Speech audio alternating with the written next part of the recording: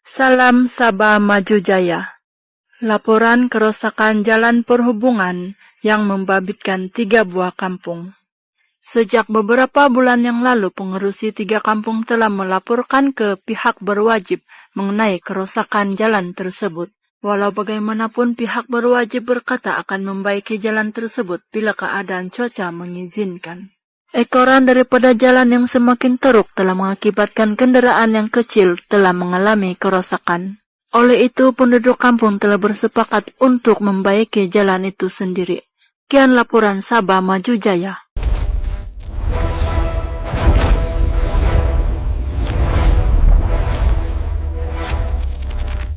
As we discussed in the two-pager, the country report, we still find that the absolute poverty rate in Malaysia of 6.2% is still higher than the pre-pandemic poverty rate of 5.6%. Now, what do these percentages translate into? Well, nearly 490,000 households continue to live below Malaysia's own national poverty line. So, not all households have experienced a uniform recovery. So, in the macro numbers, GDP has surpassed pre-pandemic levels. But almost 500,000 households continue to remain below the poverty line. Malaysia sering dikenali sebagai negara membangun yang pesat dengan bangunan pencakar langit megah di Kuala Lumpur, lebuh raya moden yang merentasi negeri, dan bandar-bandar yang terus berkembang saban tahun. Kita bangga dengan kemajuan, kestabilan dan keharmonian yang menjadi identiti negara. Namun di sebalik cahaya kota dan arus pembangunan yang laju, masih wujud komuniti luar bandar yang berdepan cabaran kehidupan yang tidak semua orang lihat. Di kawasan pedalaman Sabah, Sarawak, Kelantan, Kedah dan Pahang, ada keluarga yang masih bergantung kepada hasil tani, perikanan kecil atau kerja kampung untuk meneruskan hidup. Ada kampung yang akses jalannya mencabar, ada yang berdepan kekangan peluang pekerjaan, dan ada juga yang masih menanti kemudahan asas dipertingkatkan. Ini bukan kisah untuk menjatuhkan sesiapa, tetapi untuk memahami realiti sebenar jurang antara bandar dan desa. Dalam episod kali ini, Ceritera Malaysia membawa Anda menyelami 10 kawasan luar bandar paling mencabar. Dari sudut ekonomi dan pembangunan, kita akan melihat fakta, cabaran dan juga harapan yang sedang dibina untuk masa depan yang lebih baik. Kerana di sebalik setiap angka dan statistik, ada cerita manusia, ada impian, usaha dan ketabahan yang jarang diketengahkan. Inilah realiti yang jarang diceritakan. Menyusuri liku sejarah, membina masa depan gemilang. Kerana setiap kisah adalah inspirasi. Ceritera Malaysia. Di tangga ke-10, kita bermula di Kota Belud, sebuah daerah yang terkenal dengan keindahan sawah padi dan latar Gunung Kinabalu yang memukau. Namun di sebalik panorama indah ini, beberapa kampung pedalaman di sini masih berdepan cabaran pembangunan yang memerlukan perhatian berterusan. Jalan raya di sesetengah kawasan, kampung masih bergantung kepada laluan, berbatu atau jalan tanah merah. Ketika musim hujan, akses menjadi lebih mencabar dan menyukarkan pergerakan penduduk untuk ke pekan utama.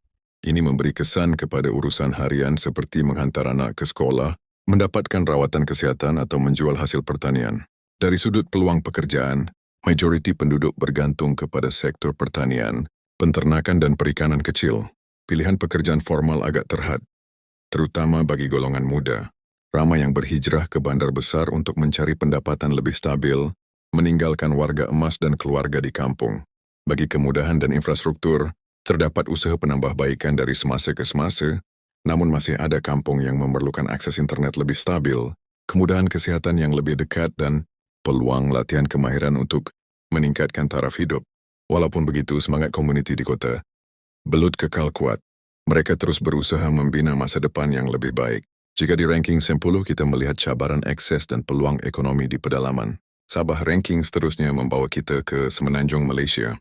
Di sana, sebuah daerah berbukit dan jauh dari pusat bandar turut berdepan isu jalan raya, peluang pekerjaan, dan kemudahan asas yang menjadi cabaran harian penduduknya.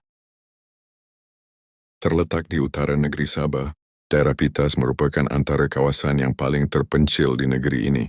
Keindahan laut dan kehijauan kampungnya menyembunyikan realiti hidup yang mencabar bagi sebahagian penduduk. Jalan raya, akses utama ke Pitas memerlukan perjalanan jauh dari bandar besar seperti Kota Kinabalu atau Kudat. Sebahagian Laluan kampung masih tidak berturap sepenuhnya. Ketika musim hujan, jalan menjadi berlumpur dan sukar dilalui, menyukarkan pergerakan harian. Peluang pekerjaan. Ekonomi banyak bergantung kepada perikanan tradisional dan pertanian kecil-kecilan. Tiada kawasan industri besar. Peluang kerja tetap sangat terhad, menyebabkan pendapatan isi rumah tidak menentu. Kemudahan dan infrastruktur. Bekalan elektrik dan air semakin baik, namun masih ada kawasan yang berdepan gangguan. Akses internet di beberapa kampung lemah. Kemudahan kesihatan pula memerlukan perjalanan jauh untuk rawatan lebih serius. Namun cabaran bukan hanya di pesisir pantai. Di pedalaman tanah tinggi ada komuniti yang lebih jauh dari arus pembangunan moden. Kita teruskan ke ranking ke-8. Terletak jauh di pedalaman Gua Musang, Posgop merupakan penempatan komuniti orang asli yang dikelilingi hutan dan kawasan berbukit. Keindahan alamnya memukau, namun kehidupan harian di sini penuh dengan cabaran. Jalan raya. Untuk sampai ke Posgop, perjalanan memerlukan kendaraan pacuan 4 roda. Laluan tanah merah dan berbatu menjadi sukar dilalui ketika musim hujan. Akses yang terhad, menyukarkan penduduk membawa hasil. Pertanian keluar dan mendapatkan bekalan dari bandar. Peluang pekerjaan. Kebanyakan penduduk bergantung kepada hasil hutan, pertanian sara diri dan bantuan kerajaan. Tiada industri besar atau peluang pekerjaan formal di kawasan ini. Pendapatan isi rumah rendah dan tidak menentu. Kemudahan dan infrastruktur. Sekolah asas ada, namun kemudahan pembelajaran dan teknologi sangat terhad. Liputan internet hampir tiada di sesetengah kawasan. Untuk rawatan kesihatan yang lebih serius, penduduk perlu ke hospital di Bandar Kota Baru yang memakan masa berjam-jam perjalanan. Dari pedalaman Kelantan, kita bergerak pula ke bumi Borneo yang luas, kawasan yang kaya sumber alam.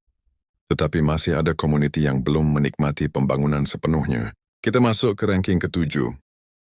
Terletak di daerah pedalaman Belaga, Sungai Asap merupakan penempatan semula komuniti yang dipindahkan selepas pembinaan Empangan Bakun. Walaupun perpindahan bertujuan memberi kehidupan lebih baik, cabaran ekonomi masih membelenggu sebahagian penduduk. Jalan raya. Perjalanan ke Sungai Asap memerlukan masa yang panjang dari bandar utama seperti Bintulu. Laluan berbukit dan jarak yang jauh menjadikan kos pengangkutan tinggi. Ketika hujan lebat, perjalanan menjadi lebih mencabar. Peluang pekerjaan. Majoriti penduduk bergantung kepada pertanian, kecil-kecilan seperti lada dan padi bukit. Peluang pekerjaan tetap sangat terhad kerana lokasi yang jauh dari pusat industri. Ramai anak muda berhijrah ke bandar untuk mencari rezeki. Kemudahan dan infrastruktur. Bekalan elektrik tersedia, namun peluang ekonomi tidak berkembang seiring dengan kemudahan asas. Akses internet juga tidak stabil di beberapa kawasan. Kemudahan kesihatan memerlukan perjalanan jauh untuk rawatan lanjut. Sarawak bukan satu-satunya negeri yang berdepan jurang pembangunan luar bandar. Di pantai timur Semenanjung, ada komuniti yang turut bergelut dengan realiti hampir sama. Kita teruskan ke ranking ke-6. Terletak jauh di pedalaman daerah Gua Musang, Pos Balar merupakan penempatan komuniti, orang asli yang dikelilingi hutan tebal dan laluan berbukit. Kawasan ini sering menjadi perhatian kerana cabaran akses dan kemudahan asas yang terhad. Jalan raya. Untuk ke Pos Balar, perjalanan memerlukan kenderaan pacuan 4 roda. Laluan tanah merah dan balak menjadi satu-satunya akses utama. Ketika musim hujan, jalan menjadi berlumpur dan licin, menyebabkan perjalanan mengambil masa berjam-jam. Peluang pekerjaan. Penduduk bergantung kepada hasil hutan, pertanian sara diri dan bantuan kerajaan. Tiada kawasan perindustrian atau peluang pekerjaan formal berhampiran. Pendapatan isi rumah tidak menentu dan bergantung kepada musim. Kemudahan dan infrastruktur. Sekolah asas disediakan, namun kemudahan pembelajaran dan teknologi sangat terhad. Bekalan elektrik dan air ada yang menggunakan sistem alternatif. Untuk rawatan kesihatan serius, penduduk perlu ke hospital di Kota Baru, yang memerlukan perjalanan jauh. Di sebalik kemajuan negara dengan lebuh raya dan bandar moden, masih ada komuniti yang perlu menempuh perjalanan mencabar hanya untuk mendapatkan keperluan asas. Kita teruskan ke ranking ke-5. Terletak jauh di pedalaman negeri Sarawak, daerah Kapit terkenal sebagai antara kawasan yang agak terasing dari rangkaian lebuh raya utama. Walaupun kaya dengan budaya dan sumber alam, sebahagian komuniti di kawasan pedalaman Kapit masih berdepan cabaran ekonomi. Jalan raya. Suatu ketika dahulu, Kapit hanya boleh diakses melalui sungai. Kini jalan darat semakin baik, namun perjalanan masih jauh dan memakan masa dari bandar besar seperti Sibu. Kos pengangkutan barangan juga lebih tinggi berbanding kawasan bandar. Peluang pekerjaan. Ekonomi setempat banyak bergantung kepada sektor awam, pertanian kecil dan hasil hutan. Tiada industri besar yang benar-benar membuka peluang pekerjaan secara besar-besaran. Ramai belia memilih berhijrah ke bandar untuk mencari pekerjaan lebih stabil. Kemudahan dan infrastruktur. Sekolah dan hospital daerah ada, tetapi bagi kampung pedalaman, akses tetap mencabar. Liputan internet semakin baik namun belum menyeluruh. Jurang pembangunan antara bandar dan rumah panjang di pedalaman masih wujud.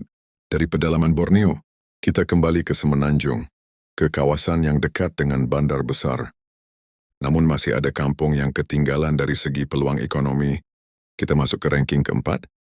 Terletak di pedalaman Sikh, Kampung Beris merupakan antara kampung tradisional yang jauh dari lebuh raya utama. Walaupun Kedah terkenal dengan sawah padi dan hasil pertanian, sebagian penduduk di sini masih bergelut dengan peluang ekonomi yang terhad. Jalan raya.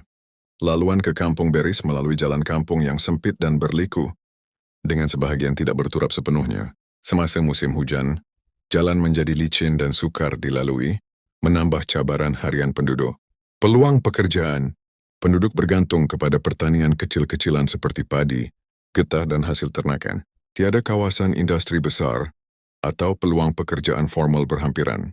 Ramai belia terpaksa berhijrah ke bandar seperti Alor Star untuk mencari rezeki. Kemudahan dan infrastruktur. Sekolah rendah ada, namun kemudahan pendidikan lanjutan memerlukan perjalanan jauh. Klinik kesihatan tersedia tetapi jaraknya agak jauh. Liputan internet masih lemah di beberapa kawasan, menyukarkan akses maklumat dan peluang pembelajaran digital. Dari utara Semenanjung, kita bergerak ke kawasan timur yang kaya dengan laut dan pantai, namun sebahagian kampung masih belum menikmati pembangunan sepenuhnya. Kita masuk ke ranking ketiga. Terletak di utara negeri Sabah, Pulau Banggi adalah pulau terbesar di Malaysia. Walaupun cantik dengan laut jernih dan pantai memukau, kehidupan penduduknya masih berdepan cabaran infrastruktur dan ekonomi. Jalan raya. Sebahagian besar kawasan pulau tidak mempunyai jalan berturap. Penduduk bergantung kepada bot untuk bergerak ke bandar utama seperti Kudat atau ke kawasan lain di pulau. Laluan darat terhad dan sukar ketika musim hujan. Peluang pekerjaan. Ekonomi pulau banyak bergantung kepada perikanan tradisional dan pertanian kecil-kecilan. Tiada industri besar di pulau ini, menyebabkan pendapatan penduduk agak rendah dan tidak menentu. Ramai anak muda berhijrah ke bandar untuk peluang lebih baik. Kemudahan dan infrastruktur. Sekolah asas dan klinik ada, namun untuk rawatan lebih serius penduduk perlu ke bandar. Bekalan elektrik dan air semakin baik tetapi liputan internet masih terhad. Kemudahan asas lain juga tidak sebanding dengan kawasan bandar. Walaupun indah dan kaya dengan alam semula jadi, Pulau Banggi menunjukkan bahawa keindahan tidak semestinya seiring dengan pembangunan ekonomi. Kini kita bergerak ke kampung pedalaman lain yang masih berjuang untuk kehidupan lebih baik. Kita masuk ke ranking kedua. Terletak jauh di pedalaman Sabah, kawasan Long Pasya terkenal dengan komuniti Lun Bawang dan dikelilingi hutan hujan tebal. Keindahan alam semula jadi menakjubkan, tetapi kehidupan penduduk sangat mencabar kerana lokasi yang terpencil. Jalan raya. Akses ke Long Pasya hanya melalui laluan tanah berbukit atau jalan kecil yang memerlukan kenderaan pacuan 4 roda. Semasa musim hujan, laluan ini hampir tidak boleh dilalui, menjadikan perjalanan ke bandar terdekat mengambil masa berjam-jam. Peluang pekerjaan. Penduduk banyak bergantung kepada pertanian sara diri, hasil hutan dan bantuan kerajaan. Tiada industri atau peluang pekerjaan formal berhampiran. Ramai belia terpaksa berhijrah ke bandar untuk mencari pekerjaan lebih stabil. Kemudahan dan infrastruktur. Sekolah asas ada, tetapi kemudahan pembelajaran digital sangat terhad. Bekalan elektrik dan air ada, namun tidak konsisten di beberapa kawasan. Klinik kesihatan jauh dan untuk rawatan serius penduduk perlu ke hospital di bandar seperti Sipitang atau lebih jauh lagi. Dari pedalaman Sabah yang terpencil, kita kini sampai ke kampung yang berada di kawasan paling terpinggir di Malaysia, di mana kehidupan sebenar kampung miskin terserlah, jauh dari arus pembangunan. Kita masuk ke ranking pertama. Terletak jauh di pedalaman daerah Sungai Siput, Kampung Kualamu merupakan penempatan orang asli yang dikelilingi hutan dan sungai. Keindahan alamnya menenangkan, namun kehidupan harian di sini penuh cabaran kerana kedudukannya yang terpencil. Jalan raya. Untuk ke Kualamu, perjalanan melalui jalan, kampung berbukit dan sebahagiannya, tidak berturap sepenuhnya. Ketika hujan lebat, laluan menjadi licin dan berisiko. Jarak dari bandar menyebabkan kos perjalanan dan pengangkutan menjadi tinggi. Peluang pekerjaan. Majoriti penduduk bergantung kepada pertanian sara diri, hasil hutan dan bantuan kerajaan. Tiada kawasan industri atau peluang pekerjaan formal berhampiran.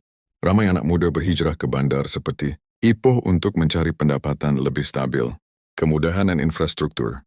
Sekolah rendah ada, namun kemudahan pembelajaran digital sangat terhad.